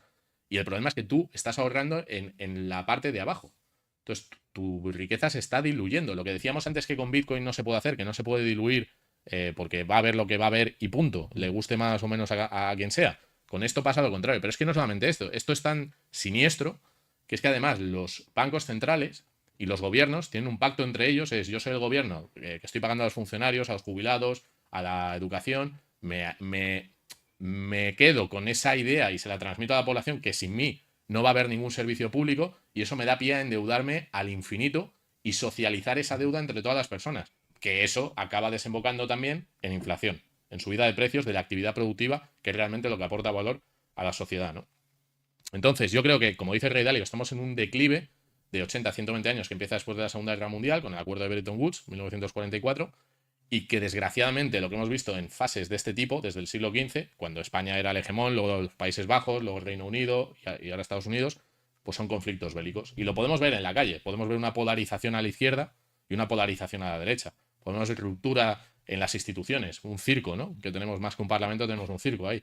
Y podemos verlo pues en conflictos internacionales, ¿no? Las tensiones geopolíticas que está habiendo y que, por desgracia, al final, a los ciudadanos se nos envía a la guerra como una picadora de carne y ellos echarán la culpa al gobernante del otro país, ¿no? Entonces estamos en ese punto, desgraciadamente, y eso la gente tiene que ser consciente de que esto es macro, pero que tienen que vivir, que yo entiendo que el día a día y el fin de semana y queremos tomar la cerveza y tal, eso está fantástico, pero te tienes que preparar para esta transición. Dos puntos clave en la fase inflacionaria en la que estamos, que son el año 2008, con la caída de Lehman Brothers y Bear Stearns y toda esta gente, empezaron los quantitative easing famosos, que les ponen nombres raros para que la gente no lo entienda, pero en realidad básicamente es lo que es meter pasta a casco porro a mis amiguetes, que son los bancos, a mis lacayos, que van a defender el sistema, ¿vale? Pero socializo las pérdidas de las cagadas que han hecho todos esos bancos. Y por otro lado, es la pandemia, que ha sido, pues, hay un mercado interbancario que se llama el mercado repo, en el año 2019, en noviembre, que literalmente tuvo un spike de tipos de interés que se cobraban entre los bancos brutal, que puso en jaque a todo el sistema financiero y curiosamente a los 2-3 meses pues todos estamos encerrados en casa, ¿no? Y se emite la mayor cantidad de deuda y de dinero que se había emitido en toda la historia. Entonces yo creo que estamos en ese periodo que vamos a años pues muy convulsos socialmente, económicamente, y que una de las formas de protegerte, desde mi punto de vista, sin lugar a dudas, ante todo este periodo inflacionario y de crisis que se viene, pues es Bitcoin, ¿no? Es que al final hay una cosa que cuando estás hablando de esto y yo hablo con la gente, digo, no, pero es que digital, y me dicen, no, y si te quitan internet, ¿qué pasaría? Y digo, si te quitan internet, creo que lo último que te va a preocupar es Bitcoin porque significa que estamos todos en catástrofe mundial, vaya. O sea, Claro, el dinero llévate general, llévate tío, las sí. acciones, ¿no? Sí. O haz una transferencia sin Si te internet. cae el internet a nivel mundial es guerra. Claro, es porque hay una guerra. Claro, internet al final independientemente de que se cayese internet, imaginaos que cortan los cables los hutíes aquí en el Mar del Golfo o Que en el Mar Rojo y tal. ahí- Que podría pasar, Sí, no digo sí. que no. Y hay, no sé si son 180 cables a nivel mundial que van por debajo del mar, ¿no? Pero en algún momento internet volvería. Bueno, pues la base de datos de Bitcoin, la famosa cadena de bloques, ¿no? Que guarda las transacciones, los registros, cuando internet volviese, estaría intacta. No habría pasado nada. Entonces, cuando se habla de estos temas, ¿no? De que venga ahí una tormenta solar, o de que apaguen internet, o de que haya un hackeo masivo en todo. Yo veo mucho más probable, desde mi punto de vista, que te levantes un día, vayas al banco y te digan, pues mira, es que en vez de tener los euros que tenías, vas a tener euros digitales. Este tipo de euro que no te va a dar para comprar tanto, pero lo hacemos para que el país siga funcionando. Lo veo mucho más probable que apaguen internet en todo el mundo y haya un problema con la posibilidad de transferir Bitcoin. Que Bitcoin también se puede transferir de forma analógica, que eso la gente no lo sabe. Pero si hablamos de la custodia que comentábamos antes, la semilla, que sería esa frase de recuperación de los monederos, son 12 o 24 palabras. O sea, haces depender la propiedad de los Bitcoin del conocimiento, ya sea memorizado o ya sea escrito en un trozo de papel. Y ese trozo de papel se lo das a otra persona y tiene acceso a todo tu patrimonio en Bitcoin. Claro. O Y, sea, just- la peña no le tiene miedo a un corralito que ya se han vivido algunos y que puede pasar en cualquier en momento. cualquier momento. O sea, que exacto. al final tú vayas, no tengan tu dinero porque lo han prestado, nadie pague y no podamos sacarlo. Que al final puede pasar. Y justo acabas de hablar tú de las monedas digitales. ¿Tú crees que tiene algo que ver justo con ese cambio de paradigma a nivel monetario que se viene? Como esto de las CBDCs que la gente estará escuchando, el euro digital. Explica un poquito cómo lo ves tú. Claro, yo hablaba antes de las tres propiedades del dinero, que son unidad de cuenta, medio de intercambio y almacenamiento de valor. Ya vivimos en un sistema que desde los años 70, con el Bank Secrecy Act de Estados Unidos, implementaron pues una supervisión, un análisis, una vigilancia de lo que hacían los ciudadanos con su dinero, ¿no? Y empezaron a integrar, implementar sistemas de compliance que ellos justificaban y que también, en cierto modo, no voy a poner aquí tan a caldo a los gobiernos y a los bancos, con el tema del blanqueo de capitales, financiación del terrorismo, las drogas y tal. Pero eso tiene una contraparte y es el que afecta directamente a la privacidad y a la libertad de los individuos, ¿no? Que no son gente que esté delinquiendo ni haciendo nada malo. Entonces pierdes toda tu privacidad. Y es un sistema que con las tres propiedades del dinero le tendríamos que sumar sistema de control. Bueno, pues ese sistema de control lo quieren llevar al siguiente nivel, con las monedas digitales de banca central. ¿Por qué? Porque esas monedas digitales de banca central, además de arrebatarnos la privacidad que nos daría el dinero en efectivo, porque a través de Bizum o a través de Santander o de cualquier banco ya no tenemos esa privacidad, pero el dinero en efectivo sí, pues sería una sustitución progresiva de ese cash que nos queda dentro del modelo fiat de libertad en cuanto a la privacidad, porque tiene todos los defectos que comentaba del resto de cosas, de la inflación y demás, pero en el sentido de la privacidad sí que mantenía ese reducto. Pues las CBDC, que son monedas digitales de banca central, lo que les permitiría a los burócratas, a los políticos, es llevar a cabo políticas que definiesen cómo te puedes gastar tu dinero. ¿En función de qué? En función de, por ejemplo, los objetivos de la Agenda 2030, los criterios SG, igualdad entre hombres y mujeres o lo que se os pueda ocurrir, ¿vale? Estarás tú más a favor o menos a favor, pero en un momento determinado el burócrata de Bruselas va a decir, pues como hay una destrucción de empleo por la inteligencia artificial, vamos a dar el ingreso mínimo vital, pero ese ingreso mínimo vital, para que la gente no se rebele y la gente no les mate, literalmente, te va a dar para comprar esta variedad de productos. Solamente vas a ir a poder comprar esos productos. No solamente eso, sino que si tú quieres encerrar de alguna forma a grupos de población enorme, vas a decirles tu dinero, que depende del Banco Central y que es una CBDC, fuera de los 15 minutos que está tu barrio, no va a funcionar. O si quiero darte un dinero, incentivar el consumo o el uso de ese dinero en un momento determinado, le voy a poner fecha de caducidad. Entonces son toda una serie de integraciones e implementaciones que a día de hoy todos los políticos y todos los defensores de las monedas digitales de banca central dicen, no, nosotros no lo vamos a hacer nunca. Pero claro, la posibilidad de que eso se haga acojona bastante.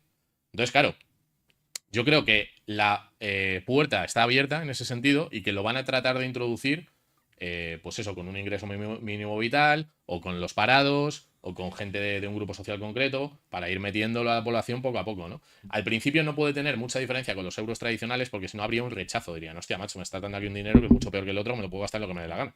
Entonces será progresivo y al principio te dirán que no, que esto está fantástico, privacidad máxima, tal, pero el objetivo final es el control absoluto, ese sistema de control, llevarlo a un mundo orwelliano de locos. Bueno, igual que cuando el dinero empezó, había reserva de valor en oro por cada euro que salía y luego ya se quitó y dijo, no os preocupéis que nosotros lo vamos a hacer bien, de verdad, ¿eh? Confiar en nosotros y ya hacen lo que quieran. O sea, Tal que cual. al final... Ahí está el efecto Cantillón. que lo que explica básicamente es que los emisores del dinero, los creadores de dinero, es que es muy fuerte, o sea, creadores de dinero. Vosotros estáis aquí currando todo el santo día y toda la población está currando y hay unos creadores de dinero, macho. De coña, ¿no? Bueno, pues el efecto Cantillón es que se lo pueden entregar, se lo pueden dar a quien ellos quieran, ¿no? Y eso lo que hace es crear unas redes de amiguismo y de corrupción increíbles, imaginaos a alto nivel. Que esa es otra de las ventajas que tiene Bitcoin. Bitcoin es auditable. Hay muchos que, claro, los gobiernos y los bancos y los medios de comunicación critican a Bitcoin porque dicen que lo utilizan los terroristas y tal. Bitcoin tiene una base de datos absolutamente transparente y todo lo que se transfiere y se ejecuta como una transacción queda grabado a fuego para siempre. Claro, tú vete a decirle al ayuntamiento de donde estamos ahora, o de Madrid, o de España, que en qué se están gastando nuestros impuestos. ¿Qué transparencia tenemos? ¿O qué están haciendo con la emisión monetaria los bancos centrales y los bancos comerciales? ¿Qué están haciendo?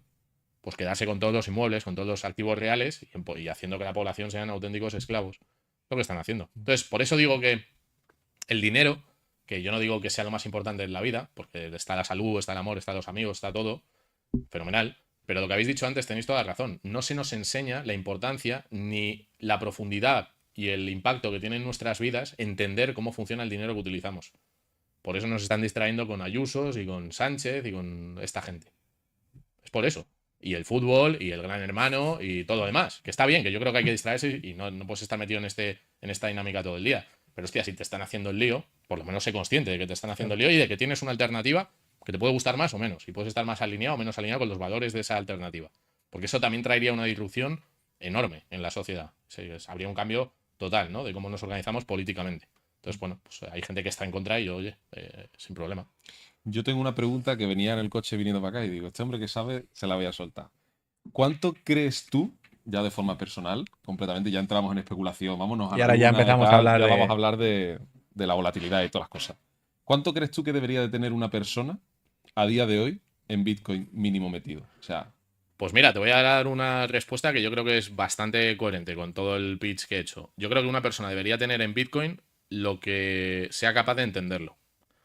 Cuanto más entiendes cómo funciona el euro y cuanto más entiendes cómo funciona Bitcoin, más claro vas a tener qué parte de tu patrimonio debe estar en Bitcoin. Literalmente. Yo con 0 euros en la cuenta bancaria. Y ya vamos a empezar a hablar un poquito, ahora que estamos hablando ya de Bitcoin, vamos a entrar un poquito ya en materia salseante que a la gente también le gusta. Tema de está Bitcoin, por lo menos para ti, está Bitcoin y luego ya está Ethereum y el resto, ¿no? Porque también hay esa diferenciación entre Ethereum y el resto. ¿Por qué tú crees que se da esa diferenciación entre Bitcoin y las demás? Pues lo primero es porque es un activo real, Bitcoin, porque es un activo no dependiente de nadie. Y como comentaba antes, tiene un foso defensivo que, a pesar de tener código abierto, ningún otro proyecto de criptomonedas va a poder replicar y competir, ¿no? Y la solución que ofrece Bitcoin es la que estamos comentando, esa descentralización, esa seguridad, esa garantía de que va a haber una emisión concreta. Ethereum, que es la segunda criptomoneda, ha tenido cambios en su protocolo de consenso, de Proof of Work a Proof of Stake, en su emisión de unidades. Si yo quiero atesorar riqueza y valor con seguridad en un activo, ¿qué lo voy a hacer? ¿En algo que sé que es una roca y que no va a cambiar? ¿O en algo que dentro de 5 años va a ser algo completamente distinto? Pues si eso pasa con Ethereum, pues imagínate con el resto. Ahora, que tú quieres especular y que te gusta el salseo, como comentas, pues oye, suerte con todo, ¿no? Yo entiendo que estamos en una fase también del mercado en el que no todo el mundo entiende Bitcoin y lo pone todo en el mismo saco. Pone en el mismo saco a Bitcoin, a Ethereum, a las stablecoin y dice, bueno, pues aquí esto que tiene muchos ceros, yo creo que todavía le queda mucho por subir, ¿no? Y la gente se lo plantea así. Pero en realidad, para que os hagáis una idea, crear una criptomoneda lleva los auténticos 5 minutos. Literal. Entonces, claro, tú lanzas una criptomoneda, llega un exchange, que el exchange, claro, las plataformas que decimos, somos un intermediario, nosotros ¿con qué ganamos dinero? Con la compra y venta. Si yo tengo aquí un token meme coin que la gente demanda y yo gano dinero con la intermediación, pues hombre, es un poco jugar a la lotería. Son tickets de neolotería o de casino. Que te puede salir muy bien, te puede salir muy bien. Que puedes perderlo todo, hay muchas probabilidades. Entonces, si te metes en este mercado, por eso yo lo diferencio tanto. Ahora, no cierro la puerta al 100% en que Ethereum u otras plataformas sean utilizadas por consorcios de bancos o de gobiernos para la identidad digital o alguna cosa de este tipo. Pues puede ser. No te digo que no, pero a mí eso no me interesa. Ni tampoco lo voy a financiar. Y justo lo que acabas de decir tú, también se ha demostrado con la aprobación de los ETF que Bitcoin es diferente al resto, ¿no? Explícanos un poquito desde tu opinión por qué crees que se han aprobado y por qué crees que están teniendo el impacto que están teniendo. y que van a tener a futuro. Bueno, pues han pasado 15 años. Esto, lo que estamos viendo es un hito histórico para un activo que sea institucionalizado, ¿no? Que sea aceptado o bendecido por Wall Street, por nada más y nada menos que el país más poderoso del mundo, ¿no? Y es que estamos hablando aquí, para que la gente se haga una idea. Bitcoin llegó a $68.000 en el año 2021 gracias a la inversión, a la confianza de inversores minoristas, de gente como vosotros, como yo, como todos los que estamos aquí, que dicen, vamos a comprar esto, tal. Lo que ha pasado el 10 de enero de este año con la aprobación de los ETF, que para los que no sepan lo que es un ETF, básicamente es un vehículo que permite que patrimonios como Family Office, fondos de pensiones, fondos soberanos, que manejan trillones de dólares, que no habían podido comprar Bitcoin, aunque les gustaría, ahora a través de estas empresas de confianza que intermedian como BlackRock, como Fidelity, como Vanek y todos estos fondos, puedan tener exposición y estos fondos tengan que comprar los Bitcoin contantes y sonantes para respaldar las compras de sus clientes. Entonces, claro, estamos hablando, para que os hagáis una idea, Bitcoin tiene un market cap, una capitalización de 1,3, 1,4 billones, más o menos, ¿vale? En el mundo, repartido entre todos los activos, tenemos un mercado de 900 billones, 900 trillones, que están en real estate, que están en deuda pública, que están en bolsas, etc. Bueno, pues lo que están diciendo estos fondos, que gestionan patrimonio para tenerlo repartido entre todos estos otros activos, es que van a poner más o menos en los 2 próximos años entre un 1 y un 2% en Bitcoin de las carteras. Pues echar cuentas, ¿no? Hay gente que calcula mal, porque dice, no, para que Bitcoin supere el market cap del oro, el oro tiene una capitalización de unos 12, 13 billones, ¿no? Tendrían que entrar literalmente 8 o 9 o 10 trillones en Bitcoin. Eso no es así. Eso no es así. ¿Por qué? Porque el precio de Bitcoin no lo marcan los 21 millones de unidades o 19.600.000 que hay emitidas. Lo marcan los Bitcoin que están en el margen. Los Bitcoin que están disponibles para que se puedan vender, para que alguien los quiera comprar. ¿Eso qué significa? Esto es como si hablásemos de un distrito, ¿no? En Madrid, un piso en el barrio Salamanca que se vende por 1,5 millones de euros o 2 millones de euros. Solamente se vende un piso, pero se ha vendido por 2 millones de euros. ¿Cuál es el market cap de todos los pisos en el barrio Salamanca? Podríamos hacer es tener esa referencia y poner un precio más o menos establecido en el resto de inmuebles, ¿no? ¿Qué pasa? Que si tú reduces muchísimo la oferta de Bitcoin que hay en el margen, al tiempo que todos estos gestores que manejan todos estos fondos y que tienen ahora mismo diversificado el patrimonio en diferentes activos, empiezan a comprar y al mismo tiempo vemos cómo salen 15.000, 20.000, 30.000 Bitcoin de los exchanges, que son los que dan la liquidez, los que dan esos Bitcoin en oferta, la única forma de que se ajuste es el precio. Entonces, claro, uno puede preguntarse, ostras, ¿y si esto pasa en los próximos 12, 24 meses? Porque esto no es que se aprueben los ETF y mañana esté comprando todo el mundo y todas las carteras que se tenían se vayan a Bitcoin. Hay muchos que decían, ha fracasado porque ha bajado de 48.000 a 38.000, vende la noticia. Bueno, vende la noticia, lo que hubo es una recolocación de Grayscale, que era un fondo que estaba presente y que tenía unos 650.000 Bitcoin en cartera antes de la aprobación de los ETF, y lo que está viendo es una reconfiguración. Tenemos unas compras más o menos de unos 4.500 Bitcoin al día netos por parte de estos fondos, que estamos hablando de unos 300 millones de dólares que entran a comprar Bitcoin todos los días. Sí que puede haber algún día que no, como ayer, que el precio cayó bastante. Vendió mucho Grayscale. Bueno, vendió mucho Grayscale, justamente. Pero la tendencia es que todo este capital, que no podía tener exposición, entre a comprar estas unidades que están en el margen. Por lo tanto, el precio. Claro, yo soy muy bullish. Hablabais de David, ¿no? Que dice que 180.000 pavos. Yo creo que si además vamos a un periodo de crisis donde los bancos centrales tienen que bajar tipos de interés otra vez y tienen que volver a inyectar liquidez al mercado, sumado al halving y sumado a la exposición de todos estos fondos, pues hombre, yo creo que Bitcoin de aquí al año 2030 no será una locura decir que está por encima del $1.000.000, desde mi punto de vista. Pero oye, me puedo equivocar. Entonces yo soy muy bullish y esto no es consejo de inversión. O sea, que nadie que está viendo esto venda su coche, venda su casa y diga, joder, este chaval, ¿qué tal? No, no, no, no. Yo lo que intento ver es todas las piezas que están sobre el tablero, ver qué importancia tiene lo de los ETF, que es lo más importante que le ha pasado a Bitcoin desde el punto de vista de la cotización y de la exposición a capital inmenso, que eso no tenía antes. Antes tenía un mercado retail muy chiquitito, que éramos 4 los que estábamos ahí, y ahora se han abierto las puertas del cielo a nivel inversión. Desde el punto de vista filosófico podemos tener otro debate. ¿Es bueno o malo que los ETF, ahora que BlackRock tenga los Bitcoin y que los vaya acumulando y tal y cual? Bueno, pues hay gente que estará en contra, gente a favor, a mí me da igual. Si se los van a quedar y hay gente que está dispuesta a pagar a BlackRock esos miles de cientos de miles de euros para que le custodien el Bitcoin, allá él. BlackRock feliz, porque va a decir, joder, además de que me lo están pagando, lo custodio yo. ¿Se sabe más o menos la cantidad de Bitcoin que hay por ahí perdidos en carteras y tal? Hay Pues estimaciones, ¿no? para la gente que no sepa lo que significa Bitcoin perdidos, los Bitcoins siguen estando registrados en la red, ¿vale? Siguen existiendo de esos 19 millones y medio, aproximadamente hay entre 3 y 3 millones y medio, que se calcula que los propietarios de las claves privadas que permitían mover esos Bitcoin de una dirección a otra han perdido esas claves privadas, por lo tanto esos Bitcoin ya no se van a mover nunca más. Eso es para que nos hagamos una idea o pongamos un ejemplo que se entienda. Pues cuando los barcos que fueron a América se traían el oro y la plata y se hundían en el fondo del mar, pues ese oro y esa plata salían del suministro, ese oro y esa plata seguían existiendo, pero reducían el supply, el suministro total del metal, ¿no? Pues con Bitcoin pasa lo mismo.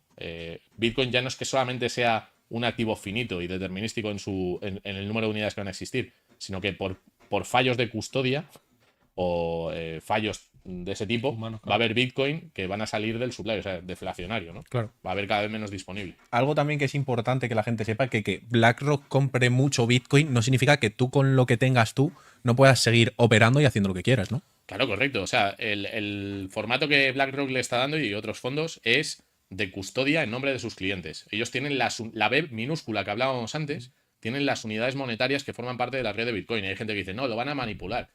Pero manipular, o sea, manipular Bitcoin como protocolo no se puede manipular. Nadie lo puede cambiar cómo funciona. Es una fórmula matemática. Ahora, ¿van a manipular el precio dado en euros o en dólares? Porque en un momento determinado tengan tanta cantidad que puedan hacer que el precio suba o que el precio baje. Pero pensad una cosa. Los ETF los acaban de aprobar y entre todos los fondos manejan de esos 21 millones de unidades que van a existir unos 800.000 Bitcoin a día de hoy. Quizá lleguen a dominar o lleguen a controlar 2 millones, 3 millones, que es una cantidad muy importante, pero no estamos hablando de que dominen todo el supply. Y hay mucha gente que no va a estar dispuesta a vender sus Bitcoin a estos fondos.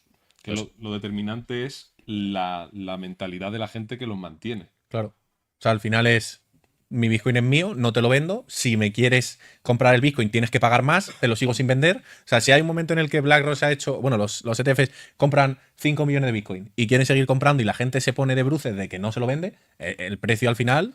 Claro, es que va a llegar un momento, comentábamos antes, ¿no? Tú cuando vendes Bitcoin lo que te están dando es fiat. Lo que te están dando son estos euros que controla el banco, que te fiscalizan, que te coartan la libertad y que te putean, básicamente. Entonces va a llegar un momento, a lo mejor ahora no, que los euros, los dólares, en esa degeneración, en esa inflación, se va a ir acelerando cada vez más y a la gente que tenga Bitcoin le va a costar mucho más soltar esos Bitcoin, porque además van a ver que se revaloriza de forma más constante y más rápida contra estas unidades monetarias. Entonces yo creo que va a haber un dinero, como dijo Michael Saylor en una entrevista, el dinero fiat es dinero de pobres y Bitcoin pues va a ser dinero de ricos. Y ahora justo que has dicho tú lo de, bueno, ahora no lo has dicho, lo has comentado en la entrevista, lo de evangelización, religión y tal. ¿Crees que esto sea así puede ayudar a que Bitcoin suba mucho? Porque imagínate que todos, entre todos los que somos fieles defensores de Bitcoin, atesoramos 15 millones y todos nos emperramos en que no vendemos porque va a subir. Si todos mantenemos esa posición de 90, al final el precio tiene que subir por narices, ¿no? Sí, o sea, claro, lo que hablábamos antes, cuantos menos Bitcoin hayan en el margen de personas dispuestas a venderlos para que les den dinero fiat, pues la única forma de ajustar la oferta a la demanda es subir el precio, ¿no? Entonces, ¿eso puede llegar a ocurrir? Pues yo creo que en el contexto histórico y geopolítico en el que nos encontramos puede llegar a ocurrir, porque va a ser muy importante tener un activo que te permita trasladarte de jurisdicción, que te puedas ir a Andorra o te puedas ir a Portugal o que te puedas ir donde te dé la gana y llevarte literalmente todo tu patrimonio simplemente poniendo unas claves en un ordenador. Entonces yo creo que eso va a ir a más. ¿Por qué? Porque además creo que la presión la vigilancia y la coerción que van a realizar los estados cada vez va a ser más agresiva. Entonces va a haber menos incentivos a los que han conseguido atesorar una parte interesante de Bitcoin en vendérselo a estos fondos, ¿no? ¿Por qué? Porque lo que te está diciendo es, has abierto la celda con la llave, has salido y lo que te estoy diciendo es que te pongo ahí una manzana dentro de la celda para que vuelvas a entrar. Pues bueno, a lo mejor hay gente que ya se lo plantea. Yo creo que va a haber una economía circular de Bitcoin cada vez más extendida, en donde vas a poder comprar productos, servicios directamente dentro de una economía circular en Bitcoin. Y que va a haber estados, además, que van a incentivar, va a haber estados que se van a oponer, pero va a haber estados que van a incentivar el uso el uso en su territorio para que los ciudadanos puedan utilizar Bitcoin, porque eso va a traer prosperidad a sus territorios, ¿no? Lo que hablamos antes de El Salvador, o de Argentina, o de otras jurisdicciones. Y en cambio va a haber otros países que digan esto de Bitcoin nos quita nuestro status quo, nuestro poder, no queremos que los ciudadanos lo utilicen. Bueno, pues esos países van a ser países fallidos, llenos de pobres, ¿no? ¿Tú crees que habrá algún país que lo llegue a plantear? El hecho de cómo te veamos algo de actividad, ¿se te ¿A la puede cárcel? imputar? No lo sé. Yo creo que lo que sí que se va a perseguir es el pago de impuestos. Es decir, que sepa Hacienda, por ejemplo, que si tienes X cantidad de patrimonio almacenado en Bitcoin, que te obliguen a liquidar una parte de ese patrimonio para pagar impuestos, ¿no? Yo creo que España pues está bien posicionado en ese, mal posicionado, pero que creo que los políticos que tenemos aquí van más en esa línea. Claro, lo que no se dan cuenta es, y te van a amenazar, si tienes otros bienes, si tienes un inmueble o si tienes una cuenta bancaria o si tienes otras cosas, te van a decir, si no pagas te quito lo otro. Entonces va a haber también una transición, por eso decía antes, que esa amenaza que el Estado, ejerciendo la lógica de la violencia, ha podido aplicar durante tanto tiempo, va a ir a menos. ¿Por qué? Porque la gente joven que ya no se puede comprar un inmueble, si entiende Bitcoin, lo que va a hacer es atesorar en Bitcoin y la hacienda pública o el Estado, con las herramientas tradicionales que tienen, no va a tener mecanismos para amenazar a esa persona. Porque esa persona literalmente hace depender su propiedad del conocimiento, se coge un avión, se va a otro país y te dice, ahí te quedas. Y no me vas a quitar nada. Entonces es un desafío que un niño de 5 años le puede hacer al Estado, ¿no? Le puede decir, pues mira, yo tengo 12 palabras que me las sé y no. Entonces, o se vuelven estados totalitarios y literalmente te torturan, o van a tener complicado, ¿no? Claro, ¿hasta qué punto el Estado puede reaccionar No, ante... pero ¿y cómo demuestran que eso es mío? O sea, ¿cómo pueden demostrar que yo tengo Bitcoin? No hay Bueno, a forma ver, de demostrarlo. demostrarlo. A ver, hablábamos antes, ¿no? Del tipo de compra. ¿Por qué Hacienda y el Estado quiere identificar a todas las personas que compra Bitcoin? Pues precisamente por esto, ¿no? Porque si en un momento determinado Bitcoin se va a millones, una de las formas que necesitan para poder presionar a esas personas es tenerlas identificadas. Claro, pero Pero incluso aunque las tengan identificadas, o sea, imaginaos vosotros, yo trabajo en un exchange y yo utilizo Bit2Me, ¿no? Incluso yo habiendo utilizado Bit2Me en un momento determinado, sacas tus monedas, las llevas a un almacenamiento en frío con multifirma, con passphrase, con lo que quieras, para darle más capas de seguridad. Claro, Hacienda te llega y te dice, oye, que tú compraste 5.000 euros en Bit2Me cuando valía Bitcoin 1.000 euros y ahora vale 1.000.000. Tú tienes un patrimonio de 5 millones de euros, ponle, ¿vale? Por un ejemplo. Tienes que pagar tanto. Tú dices, bueno, tengo que pagar tanto, me sale a cuenta quedarme en España, si no, no, me voy. Entonces, claro, va a haber gente que diga, mira, yo no quiero seguir financiando un pozo sin fondo de corrupción y de lo que vemos, ¿no? Que son los políticos y que lo gestionan y que lo están dilapidando. Además de que esto es otro tema, ¿no? El tema de cuánta riqueza se está teniendo que extraer de la gente joven para pagárselo a los que ahora están jubilados, que ya tienen un proyecto de vida finalizado, que tienen su casa o su segunda vivienda y le subes las pensiones un 7, un 8, un 10% con el IPC para que te voten, básicamente, no por otra cosa, pero estás penalizando a todas las generaciones nuevas. Y al final las generaciones nuevas van a decir, mira, si este activo es inconfiscable y aunque yo lo haya comprado en un exchange y tú lo sepas, si no quiero no te lo doy, pues la gente lo va a hacer. Pero no solamente con este ejemplo, sino si es un divorcio, si es un alzamiento de bienes, etcétera, etcétera. O sea, esto cambia, por eso decía que cambia la lógica de la violencia, que es uno de los requisitos que tiene el régimen actual de gobierno, de Estados-nación, para seguir funcionando. Si tú no puedes aplicar la violencia con la ley, con los jueces, con tal, para llevar a cabo la justicia, pues tu autoridad se está diluyendo, literalmente. Entonces, si un niño de 5 años te puede desafiar con esto de las palabras, pero claro. es que la gente no se lo cree. O sea, yo cuando esto lo digo, la gente me dice, no, pero harán algo para que eso no pueda pasar. ¿Por qué? Porque le atribuimos al Estado-nación un poco los poderes que tenía Dios en la Edad Media, ¿no? Dios es el Estado y es omnipotente y es paternalista y nos tiene que solucionar todo, pero es que además tiene la capacidad de hacer lo que le dé la gana. Tiene mucho poder y no hay que hacerle de menos porque aplasta, es una maquinaria que aplasta literalmente. Pero esta tecnología pues tiene unas características que no habíamos visto hasta ahora, ¿no? Hablo de las herencias también. Por ejemplo, si tú dependes del conocimiento de 12 palabras, tú le puedes dejar a tus hijos una herencia sin pasar por un notario, sin pasar por un intermediario.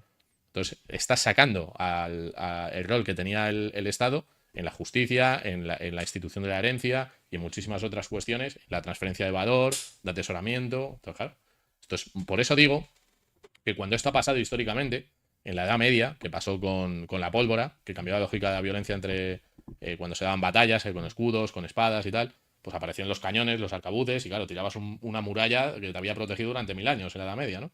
Y esto pasó también pues, con la forja de los metales, las polis griegas, los romanos y tal. Entonces estamos ante un cambio que no solamente es que vaya a cambiar Estados Unidos por China, el hegemón y hay otro orden mundial en ese sentido, sino que el Estado-nación, como el régimen político que aplica su violencia, no lo va a poder hacer cuando la gente entienda qué es Bitcoin. Claro, pero si tú imagínate, yo meto 5.000 euros, lo mando a una wallet fría y me dicen, no, tú compraste 5.000 euros en Bitcoin hace tanto. Yo digo, no, esa wallet no es mía, yo se la envié a un chico porque me hizo un servicio en su momento. Si quieres, es verdad que esos 5.000 euros no los declaré, pero te pago ahora los impuestos de ese momento. ¿Cómo pueden ellos o sea, al final es indemostrable, ¿no? A ver, pueden. Hombre, lo que pueden hacer es un list. Pero claro, esto tendría unos costes también para la Hacienda a nivel de personal y a nivel de eficiencia enormes. Porque si la gente empieza a utilizar monederos en frío, que es lo suyo, y empieza a sacar el Bitcoin a monederos que autocustodian, claro, aunque Hacienda te llega y te diga, ese monedero es tuyo, y tú dices, pues mira, he perdido las claves, Claro. es que las he perdido. Sí que es verdad que si ese monedero luego entra en una lista negra y tú mueves los fondos de una dirección a otra dirección, pues te pueden volver a preguntar. Tú puedes volver a decir, pues es que me lo han hackeado Claro. o alguien que lo ha descubierto. Lo he perdido. Lo he perdido, me ha encontrado la clave y lo ha movido él. Entonces, claro, por eso digo que hace muy costoso aplicar las normas con las que estamos familiarizados, porque tú dices, esta casa es tuya, está en el registro de la propiedad. Tienes un embargo, unas multas, una sanción, pues te quito la casa. ¿Tienes una cuenta bancaria? ¿Eres usufructuario de esa cuenta bancaria? Pues te quito lo que tienes en esa cuenta bancaria. ¿Tienes una empresa? Te cierro la empresa. Pero esto, ¿qué haces? Claro. Voy a tu casa. No, y aún así. Hazle 20, tú. No tengo las clases. Entonces, Aparte juegan mucho con el miedo. Es que juegan muchísimo con el miedo. Claro, bueno, es una de las herramientas que tiene el poder, ¿no? Para manipular a la población. El miedo, la esperanza, las emociones, ¿no? Al final ellos juegan con las emociones de las personas y se aprovechan del desconocimiento que tiene la gente. En el momento en el que la gente pase del filtro de las emociones y vaya al conocimiento, van a decir, me vas a asustar, me vas a asustar. Claro. O me matas o no hay chance, ¿no? Pues claro, estamos en un cambio de paradigma tan profundo y para mí por eso es tan importante evangelizar o transmitir esto, que yo no sé a qué sociedad nos llevaría, porque imaginaos que todo el mundo empieza a utilizar Bitcoin. Sería una sociedad completamente distinta. O sea, el modelo de educación, el modelo de sanidad, el modelo de protección de las fronteras sería otra cosa. Porque los que estuvieran en una moneda que depende de la gestión de terceros, perdería muchísimo valor. Y viviríamos en sociedad. Lo que, por ejemplo, hay este autor, ¿no? Que comentaba antes Álvaro de María, dice es que vamos a un colapso de la deuda pública en muchos países, ¿no? Que no se va a poder mantener, que vamos un poco a lo que ha pasado en Venezuela, en Argentina y en otros sitios. Y que va a haber estados que vayan a tener una necesidad de atracción de riqueza tan enorme que los bitcoiners que se adelanten, y os hablo de 10 años vista, van a tener poder de negociación con esos estados. Y van a decir, vale, tú me montas aquí una ciudadela privada, como está haciendo en Próspera, en Honduras o en El Salvador, la Bitcoin City, que tenga una serie de infraestructuras, de historias y tal, que se pague con Bitcoin y que el Estado, fuera de esas fronteras o fuera de esos muros de la ciudadela, te proteja, te dé la seguridad, que al final es como nacen los estados. Los estados nacen para proveer seguridad. Son un mediador, ¿no? Entre el proletariado y la burguesía. Pues ese es el papel que tenía el Estado. Lo que pasa es que se han ido acaparando o han ido adoptando todo. Entonces ahora parece que no podemos vivir sin ellos, sin las pensiones, sin la sanidad, sin la educación. Sí, se han apropiado de todo, ¿no? Entonces yo creo que va a haber una disminución de su rol en muchos ámbitos y que va a haber, pues un crecimiento. Michael Saylor. Yo creo que Michael Saylor va a montar una ciudad que se llama Michael Saylor. Si él quiere, se va a poder comprar medio país. Explica quién es Michael Saylor por si alguien no lo sabe. Michael Saylor es el CEO de MicroStrategy, que es una empresa tecnológica, es un genio, es un inversor que lleva comprando Bitcoin desde el año 2020-2021 y ha acumulado su empresa, en nombre de su empresa, unos 200.000 Bitcoin, ¿no? Entonces, lo que hace es utilizar el sistema fiat para apalancarse, para pedir préstamos e ir acumulando el activo escaso que es Bitcoin. Yo os recomiendo que veáis algunas charlas que hace él, porque él vincula Bitcoin, él habla de la propiedad digital en el ciberespacio, ¿no? En este nuevo reino que está fuera del alcance de los estados, que hablábamos de que son el territorio físico, el aire y el mar. Bueno, pues el ciberespacio es como un nuevo territorio donde el papel es asimétrico, tanto de un individuo particular como de un estado. O sea, ahí no hay. Entonces, el poder que puede ejercer ahí es mucho más pequeño. Entonces, lo que él te habla es que la propiedad del futuro va a estar en este territorio. No va a estar tanto en el mundo físico, sino que va a estar en el mundo digital. Como ya vemos empresas gigantes que tienen mucho más valor estando en Internet que estando en el mundo físico, ¿no? Pasamos de la era industrial, donde el Estado era el pacificador, era el actor que traía pues esa paz social, al mundo globalizado, a la era de la información, donde tener un dinero, un ciberdinero, que ya predecían en El individuo soberano, en 1996, un libro muy bueno, en una plataforma que no tiene fronteras y que me permite interactuar con otros usuarios, con otras personas, peer-to-peer, igual que ahora estamos hablando aquí, este podcast lo está viendo gente a través de Internet, antes tenías que pedir una licencia para la televisión, la radio y la prensa, y ahora cualquiera puede hacer un podcast y empezar a divulgar las ideas alternativas. Eso también es una ruptura de la autoridad, también es una ruptura de la construcción mental que nos han hecho desde que vamos al colegio, ¿no? Entonces estamos en una mega transición y Michael Saylor lo ha visto y era un crítico tremendo de Bitcoin en el año 2013-2014 y decía que era un Ponzi, que era dinero mágico de Internet y al final lo entendió, lo vio y esto le ha pasado también a economistas muy importantes aquí en España, defensores del oro, que han dado al final el paso y han dicho, hostia, macho, es que el oro está muy bien, pero para la era digital y de la información necesitamos que el dinero sea un nuevo tipo de contenido, que podamos transferir como una foto, como una imagen y demás, ¿no? Bueno, el mismísimo Larry Flynn, ¿no? El CEO de BlackRock también tiene mensajes en 2016, 2017 hablando mal de Bitcoin y ahora es así el principal abanderado. Justo, hace 2-3 años Larry Fink decía que Bitcoin era pues cercano a una estafa o un índice de cuánto se utilizaba para el blanqueo de capitales o financiación del terrorismo. Y ahora te dice que es la forma de defensa más eficaz que tiene un ciudadano en un país del mundo donde su gobierno hace una mala gestión de la moneda, que es en todo el mundo. Claro, Entonces, claro, literal. te está lanzando un mensaje el CEO de Larry Fink, que a mí no, o sea, yo no soy fan de Larry Fink, pero claro, si lo que estamos viendo es una curva de adopción. Entonces, entró El Salvador como país, entran los fondos, entran ciudadanos de diferentes lugares por diferentes razones y esto va acompañado evidentemente de una concienciación, de un aprendizaje y va todo de la mano. Entonces, bueno, pues estamos en ese punto. ¿Hasta qué punto tú crees que llegará el día en que se pueda salir a comprar pan con Bitcoin? Bueno, yo creo que Bitcoin ahora mismo para el cálculo económico no es un buen dinero. ¿Por qué? Porque tiene mucha volatilidad y eso a las personas que tienen necesidades de liquidez en el corto plazo y quieren comprarse una barra de pan o pagar un café, pues es un problema, tanto para el que recibe el pago como para el que lo hace. Para eso tenemos una solución que es el euro, el dólar, el peso y todas estas monedas de los estados, que es de la moneda de la que partimos. Entonces, Bitcoin necesita, para convertirse en dinero generalmente aceptado, una estabilidad en su precio, ¿no? O en el precio o en la unidad de cuenta que lo queramos medir. ¿Eso va a pasar pronto? Pues yo creo que no. Pero es que además, por toda la conversación que hemos tenido, para mí ahora mismo, a día de hoy, no tendría ningún sentido gastarme Bitcoin para comprar un café o una casa o lo que fuera. Me gasto los euros, que sé lo que es lo que se va a ir a cero, ¿no? Y Bitcoin lo ahorro. Entonces, esto es la ley de Gresham. Y esto pasa en Argentina con el peso y el dólar. La gente gasta pesos, que es lo que circula, y el dólar es lo que atesora, lo que ahorra. Pues con Bitcoin yo creo que cuando se expanda el conocimiento, la gente lo va a utilizar como ahorro, como una forma de guardar riqueza al margen de todo esto que estamos hablando, ¿no? Y ¿se llegará a utilizar? Pues evidentemente creo que sí. De hecho, ya hay herramientas, y si queréis hacemos una transacción de Lightning Network para que la gente lo vea, que te permiten hacer pagos. Y esa es una de las funciones que tiene Bitcoin, ¿no? El permitirte enviar o recibir desde cualquier parte del mundo. Es una utilidad que yo creo que está muy bien. Entonces la podemos enseñar si queréis. Pues nada, tenemos Wallet of Satoshi, donde tenemos unos euros. Entonces le voy a hacer un envío con Lightning Network, que es un sistema de transferencia de Bitcoin que nos permite hacer microtransferencias, ¿no? Entonces vamos a enviarle un euro para que veáis la velocidad. Esto independientemente de dónde estemos, ¿eh? Si estamos aquí o en cualquier parte del mundo. Claro, o sea, tú con este QR me puedes enviar a mí lo que quieras. Exacto, lo he escaneado y a ti ya te ha llegado. Dios, le ha llegado el momento. Hostia. Eso sería transferencia de Lightning Network. Capa 2, ¿vale? Que no sería la misma blockchain de Bitcoin donde se registra esta transacción, pero que es una solución para micropagos. Claro, me da para el café. Te da para el café. Yo tengo una pregunta. Y dentro de un tiempo, a saber. Hostia, Yo tengo una pregunta. lo mismo te tengo que invitar a un menú un día. A día de hoy, he visto que tienes Android. ¿Consideras que es mucho más seguro que un iPhone? ¿O por qué lo tienes?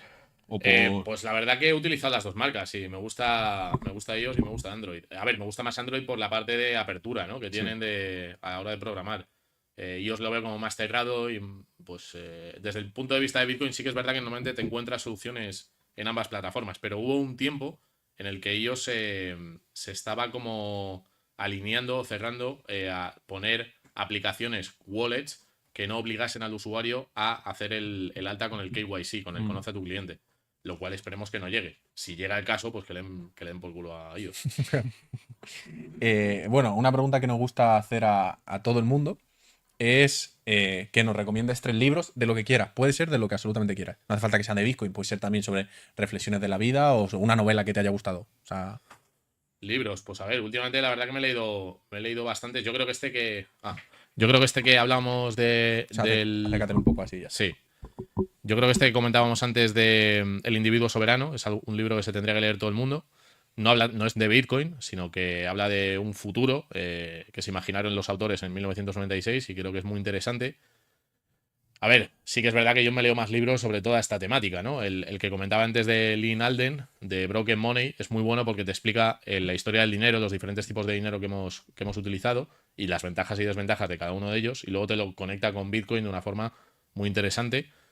Y es que la mayoría de lo que me he leído últimamente es de este tema. Pero, a ver, alguno que no sea de Bitcoin que me haya gustado, que me acuerde ahora. pues me leí del Coronel Baños hace poquito el de la trampa mundial, o me parece que se llama. Y bueno, no sé, o sea, leer en general, o sea, yo creo que es bueno. A mí las novelas no es que me gusten tanto, me gustan más los ensayos o los libros que te explican cuestiones de actualidad.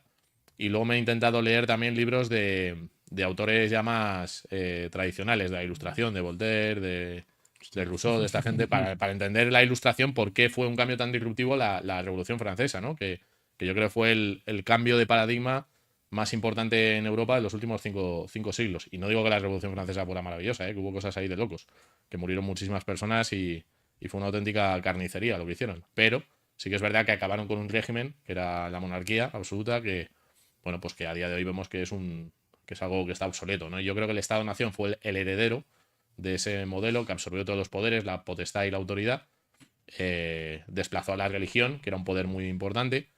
Y por eso hay que leer ese momento, porque yo creo que estamos en una transición en ese sentido y que las tecnologías son un poco las que han impulsado los cambios y que Internet, por un lado, la inteligencia artificial y Bitcoin son un cóctel tremendo para que lo que hemos conocido se nos quede obsoleto en poco tiempo, ¿no? Luego también, aparte de esos 3 libros, hacemos una pregunta al invitado independientemente de cuál sea el tema de que vaya a tratar. Y es, ¿qué es para ti la felicidad y si a día de hoy eres feliz? Hostia, qué buena pregunta. Pues yo creo que la felicidad o sea, es un proceso, no es en un momento te levantas y dices, hoy soy feliz, no, sino que tiene que ser pues un conjunto de sensaciones, de vivencias, que te llenen desde el punto de vista vital, emocional.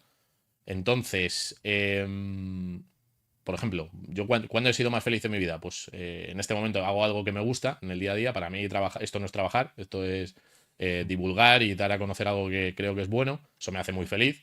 Sí que es verdad que le dedicas tanto tiempo que a lo mejor estás dejando de lado otras cosas a nivel personal, de pareja, de familia y tal.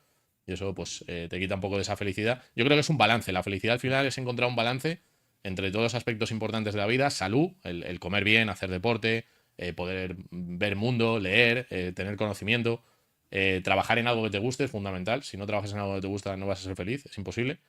Y estar enamorado yo creo que es lo mejor que te puede pasar, pero eso tampoco lo eliges. Entonces, bueno, sería un conjunto de cuestiones. Ahora mismo soy feliz, soy bastante feliz, pero no 100, o sea, no he encontrado todos los puntos que necesito para la felicidad plena, ¿no? Me falta alguno, pero bueno, estamos en ello.